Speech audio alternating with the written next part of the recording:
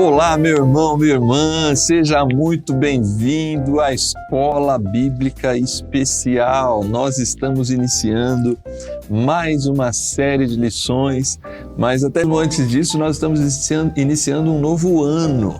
Feliz Ano Novo, um ano cheio de bênçãos, guardado pela presença de Deus aí, na sua casa, na sua família, na sua igreja local, nos seus ministérios, no seu trabalho, em todas as coisas que você vier a colocar a sua mão, a sua intenção, o seu esforço, que você seja abençoado e protegido por Deus. Diante das dificuldades que o ano apresentar, que também haja em você profundo senso cristão para lidar com isso, conforme temos aprendido de Cristo Jesus, seja aqui na Escola Bíblica Especial, seja nas suas leituras devocionais das Sagradas Escrituras, enfim, feliz 2023 para você, sua família, em todos os aspectos. A gente, como estava dizendo, estamos iniciando uma nova série, Esperança em Tempos Difíceis, uma série que nós estudaremos os livros escritos pelo profeta Jeremias, o livro de Jeremias e o livro de Lamentações. Eu convido você a continuar com a gente, a acompanhar a gente nesse novo ano. Muitas coisas ao longo desse ano traremos aí de novidades, mas agora começando nós iniciamos a primeira lição, Te designei profeta às nações. E a gente vai conversar sobre esse assunto daqui a pouco, depois da vinheta.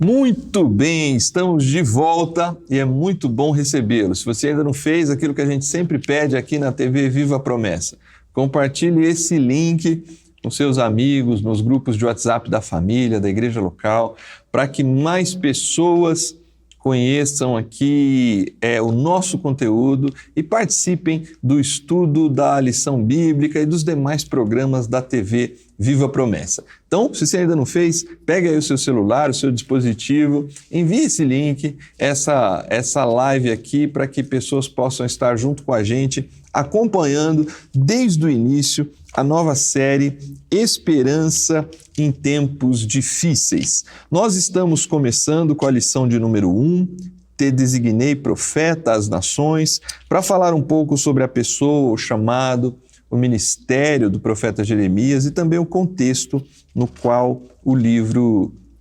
foi escrito, principalmente o livro do profeta Jeremias. Para iniciar, a gente está aqui nessa primeira lição, na verdade nas duas primeiras lições nós vamos estar junto com o pastor Eleilton. Pastor Eleilton, além de dirigir o texto e contexto, ele é diretor aqui da editora Promessa e é quem inclusive escreve aqui as apresentações das lições bíblicas, e eu queria agradecer a sua presença, pastor Eleilton, que você cumprimente aí os nossos irmãos e dê um panorama geral desse estudo, dessa nova série, antes da gente entrar aqui na primeira lição.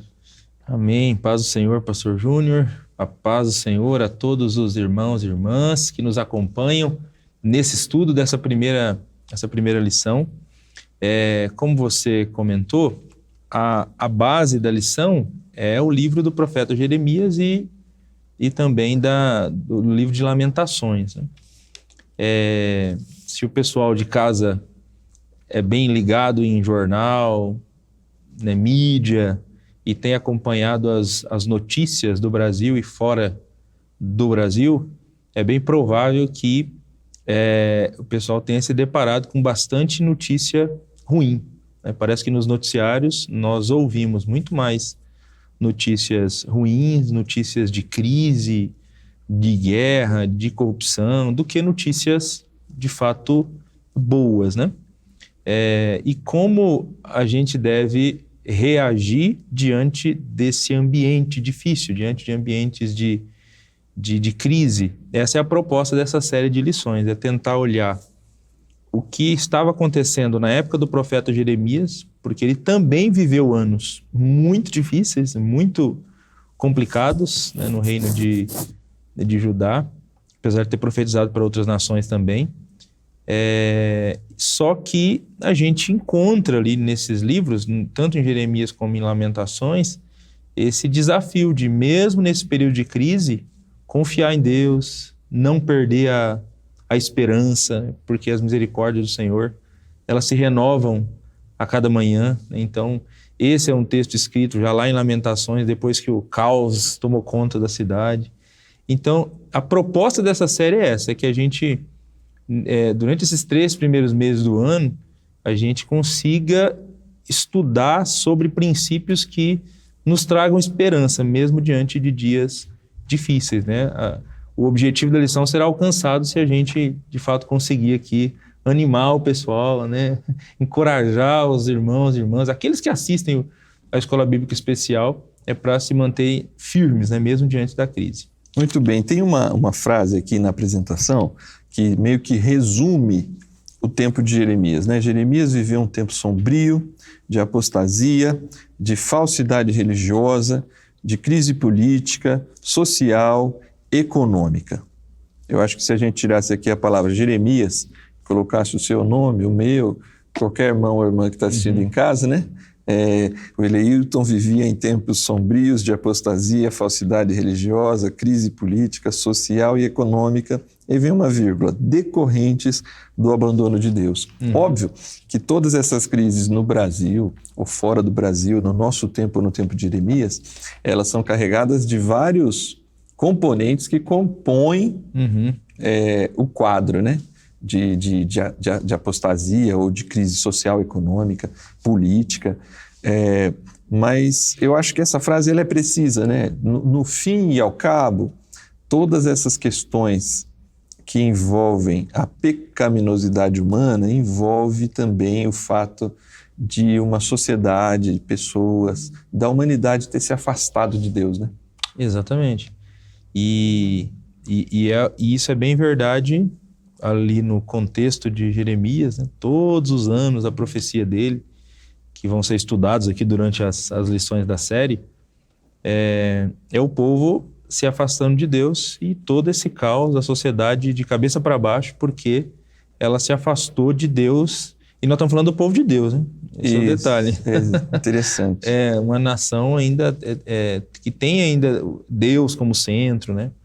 Nem não era um período pós-moderno, pós-fé, né? Como o período que a gente vive, né? A sociedade nossa secularizada. Mas assim, eles se afastaram de Deus e o caos chegou. A nação está de cabeça para baixo, né? E isso é verdade em todas as épocas da história da humanidade, né? Toda vez que o ser humano se afasta de Deus, no nosso caso, né? No nosso tempo, quanto maior for o secularismo, o relativismo, maior será o caos na sociedade, né? Muito bem, então vamos agora nos concentrar nessa primeira lição. Essa primeira lição, ela tem o objetivo justamente de apresentar o profeta e apresentar o contexto em que a mensagem do profeta foi anunciada. De forma geral a gente já falou, mas eu queria que você aprofundasse um pouco. Vamos seguir o padrão que a gente tem usado, de seguir aqui as perguntas da lição. Na primeira pergunta, baseando-se aí nos primeiros versos do livro de Jeremias e naqueles textos que historicamente vão ter referência em 2º livro de Reis 22 e 2º Crônicas 34, apresentar o contexto em que Jeremias desenvolve o seu ministério. Amplia um pouco mais esse contexto específico. Você já falou, a nação de Judá, é o povo de Deus vivendo esse processo de apostasia, mas existe também todo um contexto geopolítico ali envolvido, né? Sim. Bom, o texto de Jeremias 1, versículos 1 a 3, ele assenta para a gente esse contexto, esse período histórico em que Neemias está profetizando. Então o texto diz: as palavras de Jeremias, filho de Ilquias, um dos sacerdotes de Anatote, no território de Benjamim. A palavra do Senhor veio a ele no 13º ano do reinado de Josias, filho de Amon, rei de Judá.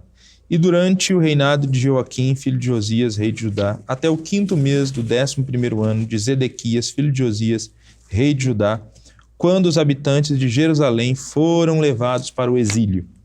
Lá no 25:3, diz assim: durante 23 anos a palavra do Senhor tem vindo a mim, desde o 13º ano de Josias, filho de Amon, rei de Judá, até o dia de hoje, e eu tenho anunciado a vocês dia após dia, mas vocês não me deram ouvidos.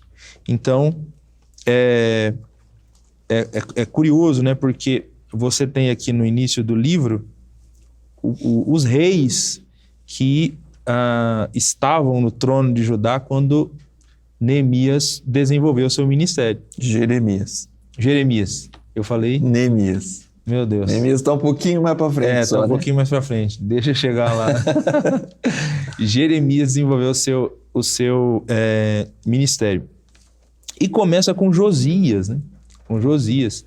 E até esses textos que são colocados aqui, né, de 2 Reis, 2 Crônicas, eles mostram, focam esse momento do reinado de Josias. Josias foi um rei bom, dos reis que estão presentes aqui na lista. Ele é o rei piedoso. Faz uma grande reforma espiritual. Exatamente, uma grande reforma. Encontram o livro da lei perdido e faz uma grande reforma, convoca a Páscoa para ser comemorada, né?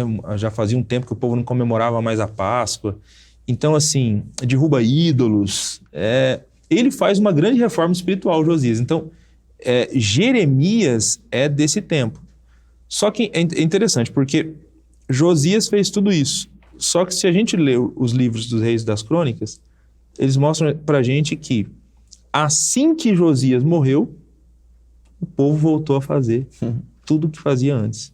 Então, assim, essa reforma de Josias não alcançou o coração do povo. Sim. O povo não mudou, o povo não entendeu que precisava obedecer a Deus. Então, foi só enquanto o rei pedia, enquanto o rei estabelecia ali, estava no comando, ok, todo mundo obedeceu. Morreu o rei, eles voltaram a desobedecer, né?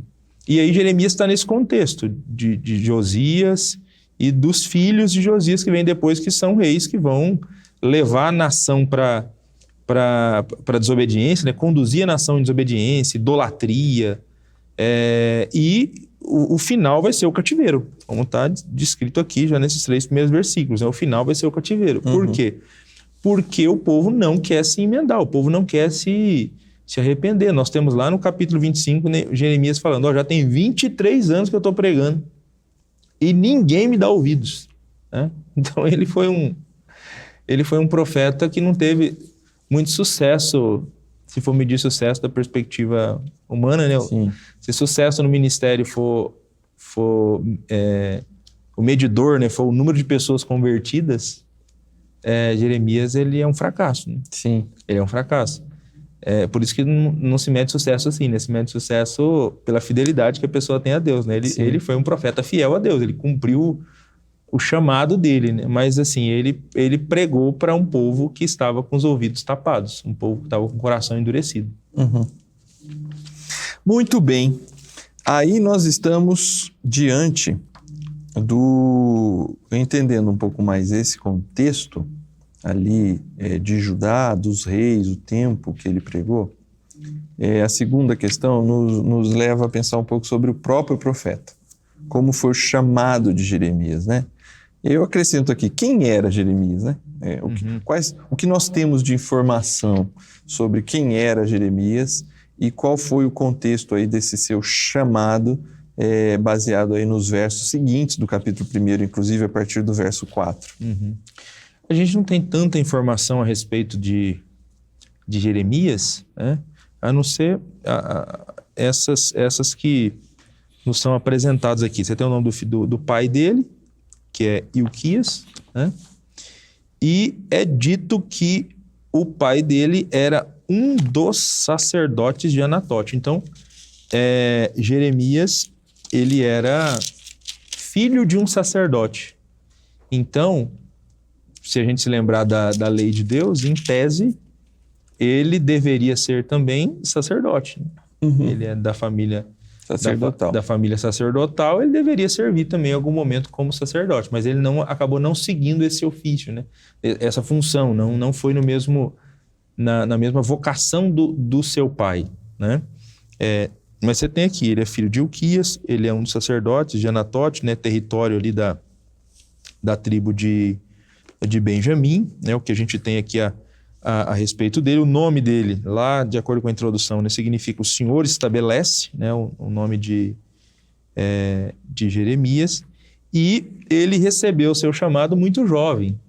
Ele recebeu o seu chamado muito, muito cedo, né? A palavra do Senhor veio a mim dizendo: antes de formá-lo no ventre eu o escolhi, antes de nascer eu o separei, eu designei profeta às nações. Mas eu disse: soberano Senhor, eu não sei falar, pois ainda sou muito jovem. Então veja que ele coloca aqui dois empecilhos, né? No chamado dele. Ele é muito jovem, então como assim o senhor vai chamar um jovem como eu? E eu não sei falar, não sou bom de comunicar, né? E se tem uma coisa que profeta faz é falar, né? Falar, né? O profeta precisa comunicar a palavra do Senhor para as nações.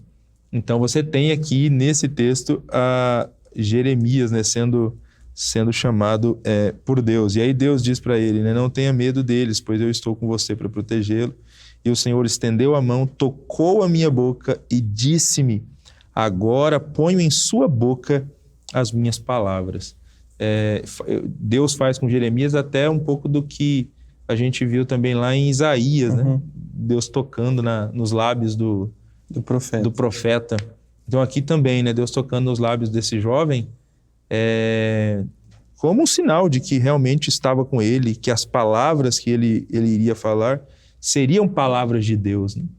Então eu acho até interessante essa descrição do chamado de Jeremias, né? Com certeza nós devemos ter pessoas jovens nos ouvindo também aqui, né? Nos acompanhando, e pessoas de mais idade, né? Mas o fato é que Deus também nos chama para funções diferentes, né? Talvez, eu não sei se Neemias, eu estou com Neemias na cabeça. Neemias na cabeça. Você deve pregar sobre Neemias esse final de semana, ou acabou de pregar sobre... Isso aí, ó. Toda vez que eu falar Neemias, você já decodifica aí. Eu estou falando de Jeremias, tá? Não sei se Jeremias tinha sonho de ser sacerdote, se ele imaginava, né, que eu vou ser sacerdote, né? Eu estou na família sacerdotal, eu vou servir no templo como sacerdote. Aí, de repente, Deus aparece e diz: olha, não é isso, eu não te chamei para isso, né? Eu te chamei para ser profeta, e profeta para as nações. Você vai ser profeta para as nações, e eu vou te capacitar, e eu vou estar com você, né? E aí você tem esse gesto aí emblemático, né? Essa atitude que Deus toma nessa linguagem aqui, de estender a mão, tocar na boca dele e dizer: eu estou com você e vou colocar palavras na sua boca. Então acho que Deus faz isso com todos nós, né? Deus faz isso com todos nós. Em períodos de crise, em períodos difíceis, né? Como a gente está comentando aqui, Deus continua levantando pessoas em períodos difíceis, né? Para ministrar, para poder levar a sua palavra, mesmo que o contexto seja adverso e que ninguém esteja querendo ouvir. Porque é o que iria acontecer com ele. As pessoas estão com os ouvidos fechados. Sim. E você falando, você ali atrás usou a expressão: se a gente fosse medir o sucesso de Jeremias por conversão, né? E não é esse, é fidelidade, né? Se a gente pegar o 13º ano do reinado de Josias, pela própria lição aqui, a gente está mais ou menos em 626 a.C. Se ele profetiza até o povo ser levado cativo, vai chegar mais ou menos, pela lição aqui, em 586. 40 anos. 40 anos. De ministério. No meio do livro, no meio não, né? 1/3 do livro ele está falando de 23 anos, ele já está pregando, né? Sim. Então é muito provável mesmo que ele fosse jovem para ter um ministério tão extenso, né? 40 anos profetizando. E ao longo desses 40 anos, no próprio livro, a gente vê algumas vezes ele questionar o seu ministério, né? Eu acho que esse é um outro aspecto interessante para quem está em casa, para quem lidera, seja pastor, presbítero, né? Líder de ministério, que tem uma função. É interessante perceber um desses grandes profetas, né? Ele é o que a gente poderia chamar entre os profetas maiores, né? Pelo fato do livro ser extenso como Isaías, né? E Ezequiel. E ele, não sei se, aí eu já não poderia dizer se é por causa da sua juventude, né? Dele ter amadurecido no ministério profético, mas ele é um daqueles que por vezes fala assim, Senhor, chega, para mim deu, né? Tudo que eu falo ninguém me ouve. Ele chora muito, ele tem momentos muito grandes de crise emocional e pessoal, né? Com relação àquilo que ele está fazendo. É interessante perceber que nós também, na nossa vivência ministerial, por mais que tenha um chamado claro, né?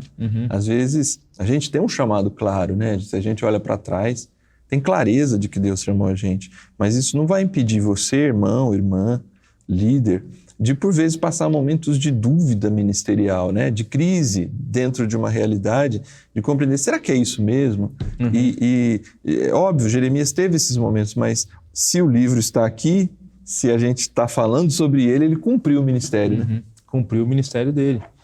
E eu fico imaginando, esses dias eu ouvi um pastor comentando, né? Que ele estava agoniado e que ele fica um pouco incomodado quando o tempo vai passando e na igreja não tem novas pessoas chegando, não tem, né, conversão. Acho que ele falou de 3, 4 anos que ele estava numa igreja e nada, muito devagar, né, as coisas.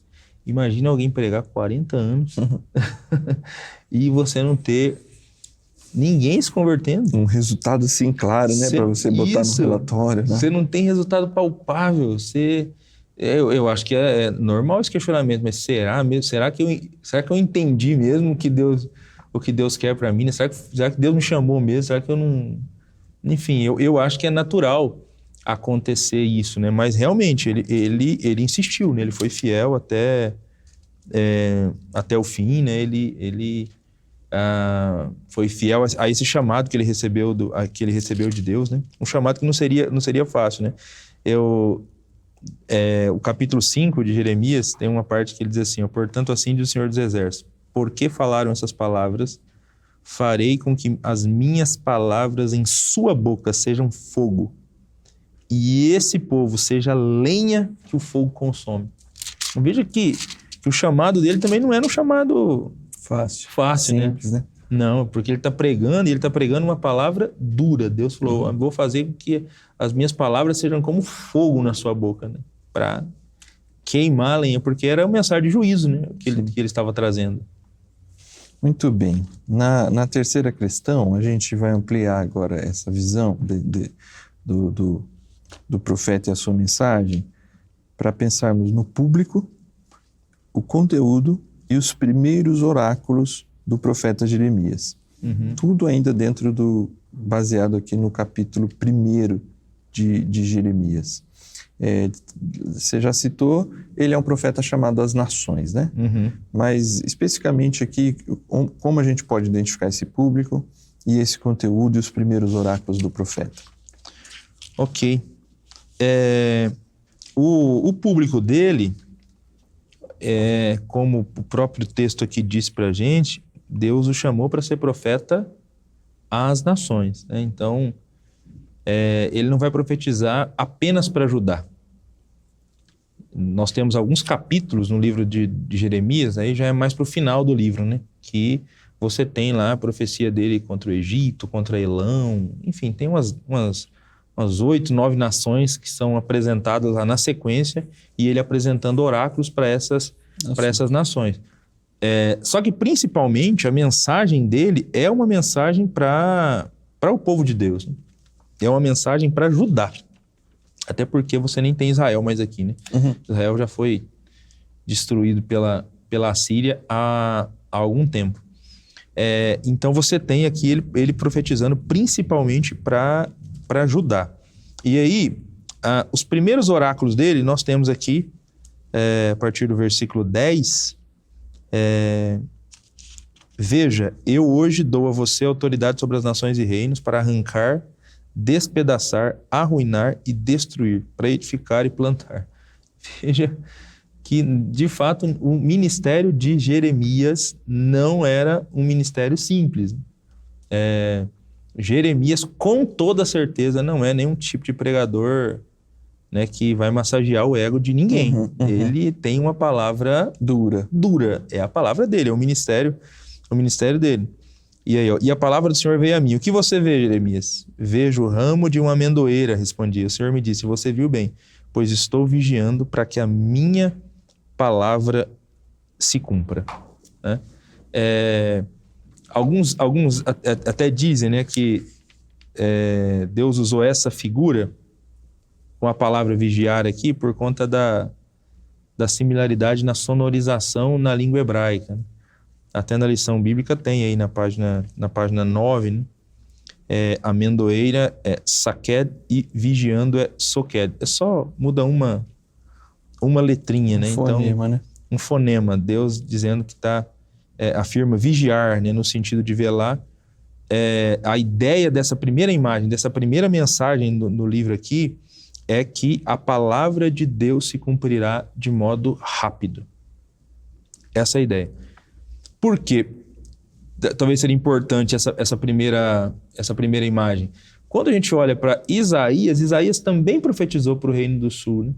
Só que Isaías não viu se cumprir a questão da destruição, né? Agora Jeremias não. Jeremias ele vai testemunhar a invasão dos babilônicos. Você falou de 626, né? Que é o início do reinado de Josias. E aí 586 é quando a Babilônia destrói mesmo tudo, né? Destrói Jerusalém e aí você tem depois a Lamentações.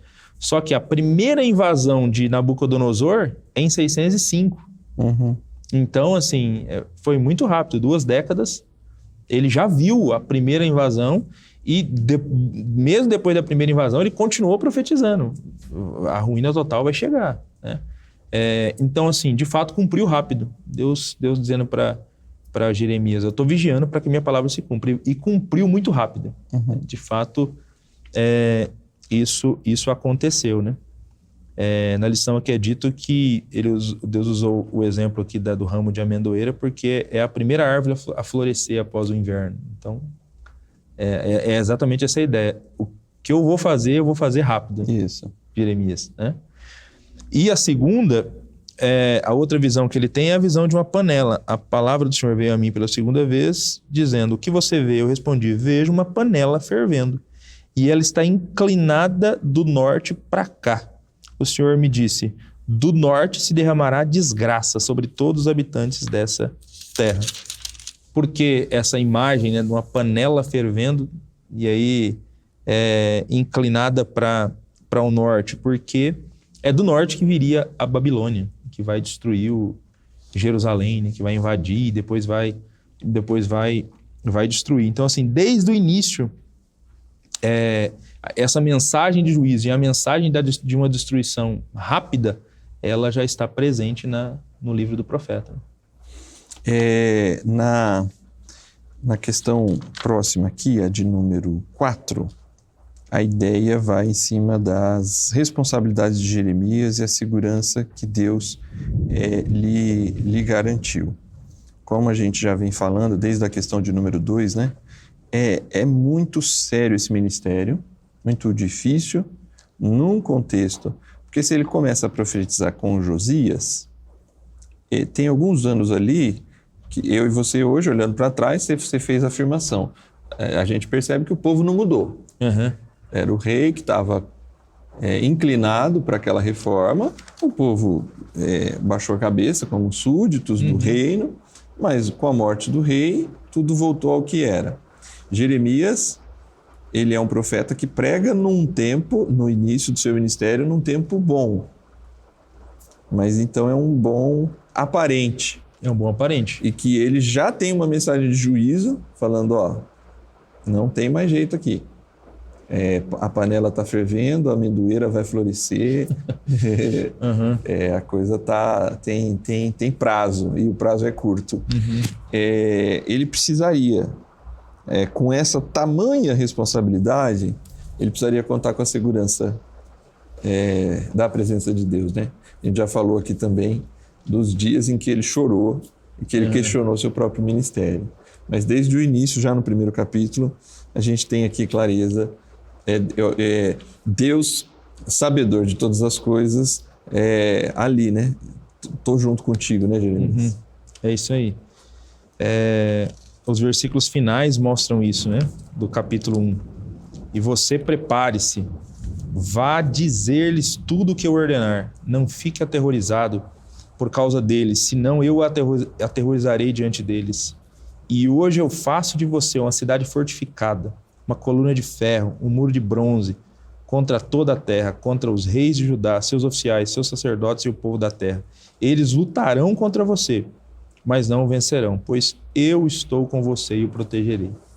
Então, desde o momento em que ele recebe o chamado de Deus, Deus já deixa muito claro para ele: Jeremias, você não terá vida fácil. Né? Não terá vida fácil. Ele vai profetizar contra a liderança, ele vai profetizar contra os reis, ele vai profetizar contra os sacerdotes corruptos, ele vai profetizar contra falsos profetas que estão, né, nesse contexto aqui de pecado, de colapso na sociedade. Eles estão profetizando coisas boas, né? Aquilo que as pessoas querem ouvir. Então, Jeremias vai contra todo esse sistema. Então, Deus já diz para ele: sua vida não será fácil, mas eu estarei com você. Não será fácil, mas não se atemorize, né? Porque eu estarei com você e lhe protegerei. Então, ele tem de fato, essa garantia da parte de Deus, né? Que Deus o ajudaria enquanto ele estivesse desempenhando o seu ministério. Ele tem, esse verso 18, ele é muito sério, porque eu te ponho hoje, ele compara Jeremias a uma cidade forte, uma coluna de ferro, que tem muro de bronze, contra a terra, contra os reis de Judá, contra os príncipes, contra os sacerdotes, contra o povo. Então, assim, ele vai ter inimigos políticos, ele vai ter inimigos do ponto de vista da própria realidade socioeconômica. Jeremias é quase uma persona não grata dentro de Judá, né?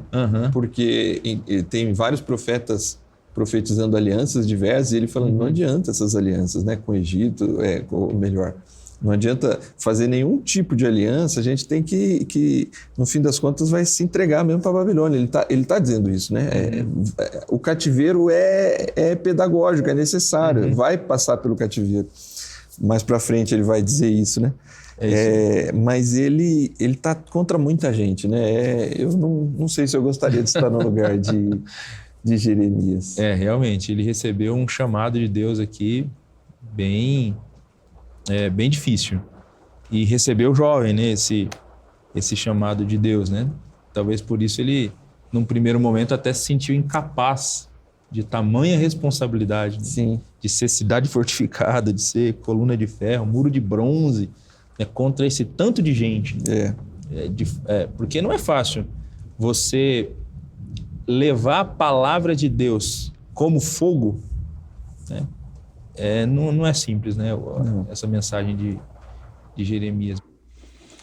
Com certeza não é fácil, ainda mais nessa realidade de mundo em que ele vivia, como a gente viu ao longo dessa lição, né? Aliás, as aplicações dessa série de lições, ela tem esse título, né? Assumindo compromissos.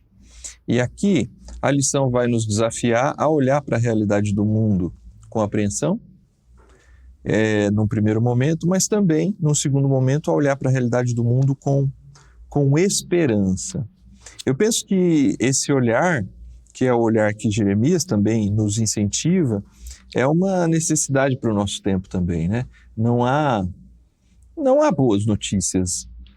Iremos de mal a pior de alguma forma, né? Politicamente, socialmente. O mundo jaz no maligno, a gente vive esse tempo de pós-cristianismo, um tempo difícil de afastamento de Deus, que nós sim temos que continuar cumprindo a missão, mas o mundo em si, ele vai sempre nos trazer apreensão, a gente tem que ter esse olhar crítico, mas a gente não pode perder com a crítica, com a apreensão, a gente não pode perder o olhar de esperança. Eu acho que é isso que a lição faz aqui no final. Então, pastor Elilton, eu te peço, juntando aí esses dois comentários do Assumindo Compromissos, com essas duas últimas questões, que você trouxesse uma palavra final de esperança em tempos difíceis para os nossos irmãos e amigos, irmãs e amigas também que nos acompanham, e em seguida conduz uma oração para a gente encerrar esse primeiro estudo dessa nova série de lições Esperança em Tempos Difíceis.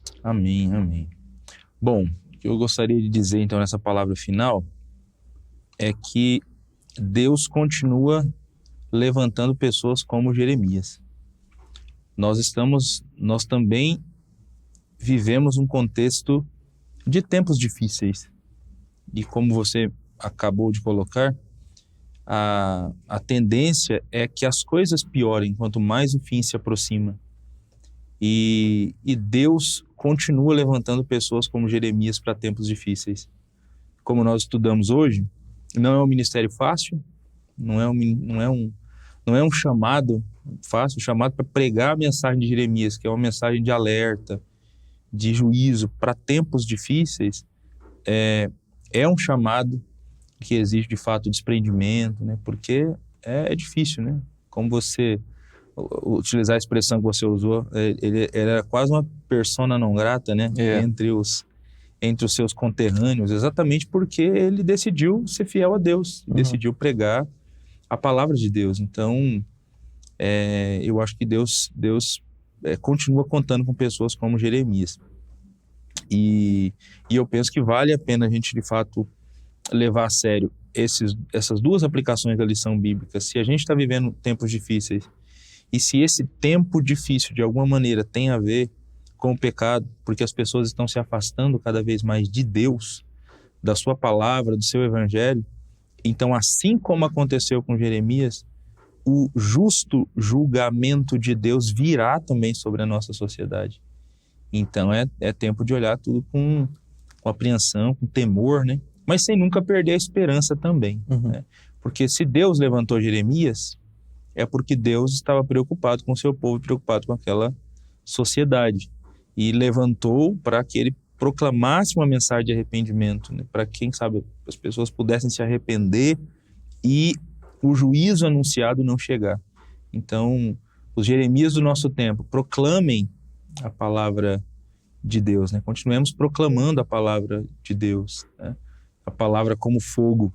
E quem sabe Deus não usa a nossa vida para que pessoas sejam transformadas, alcançadas, mudadas nesse tempo difícil da nossa sociedade. Então vamos orar. Vamos. Em nome de Cristo. Senhor, muito obrigado por esse tempo hoje, por esse tempo de estudo da Tua palavra. Nós começamos hoje uma jornada no livro do profeta Jeremias. Estamos no primeiro capítulo, o capítulo que narrou para a gente o chamado do profeta, um profeta chamado na juventude, um profeta com temores, mas que decidiu ser fiel a Deus, que decidiu abraçar a vocação, que decidiu abraçar o chamado que recebeu da parte de Deus, não sem questionamentos, não sem momentos difíceis, não sem momentos de lágrimas, de choro, mas mesmo assim ele confiou em Deus e Deus esteve presente em todo o ministério do profeta. E a gente coloca diante do Senhor nessa hora, Deus, à luz dessa primeira lição, a nossa vida. Coloca diante do Senhor a vida daqueles que estão nos ouvindo, aqueles que estão acompanhando esse programa, meu Deus. Que o Senhor também possa abençoar os teus filhos. O Senhor sabe o chamado que o Senhor tem para cada um de nós. O Senhor sabe porque o Senhor chamou cada uma das pessoas que estão ouvindo esse programa e o que cada um precisa fazer, a responsabilidade que cada um tem que assumir no tempo em que nós vivemos, na sociedade em que nós vivemos, meu Deus. Então usa a cada um de nós com apreensão, que a gente viva com temor durante esse tempo, especialmente diante dos pecados da sociedade, mas com esperança que o Senhor renovará tudo por meio do Evangelho, esperança que por meio do Evangelho pessoas podem ser transformadas e alcançadas. Usa-nos como o Senhor usou Jeremias. É a nossa oração no nome de Jesus. Amém. Amém. Obrigado, pastor Eleilton. A gente continua semana que vem na lição de número 2. Obrigado você que nos acompanha até aqui nesse primeiro estudo do início aqui dessa série, do início desse ano. É muito bom já contar com você e a gente obviamente espera você na próxima lição, que você convide mais pessoas para nós continuarmos aqui na Escola Bíblica Especial. Que Deus te abençoe e até a semana que vem.